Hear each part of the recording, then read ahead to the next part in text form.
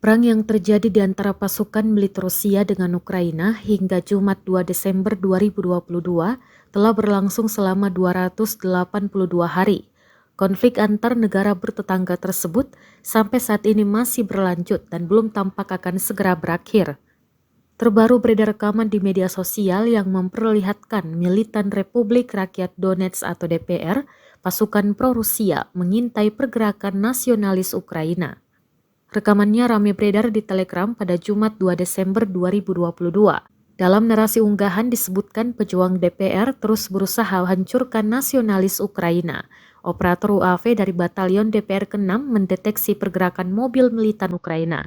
Setelah itu tembakan artileri segera dibuka. 6 пунктов управления вооруженных сил Украины. В районах населенных пунктов Купянск, Харьковской области, Термохровка, Луганской Народной Республики, Чернопроектной, Херсонской области, Петровская, Верхнекаменская и Левинская, Донецкой области, а также 82 активистских подразделения отдельных позиций, живая сила и военная техника в 178 районах. В районе населенных пунктов Верхнекаменской, Донецкой Республики,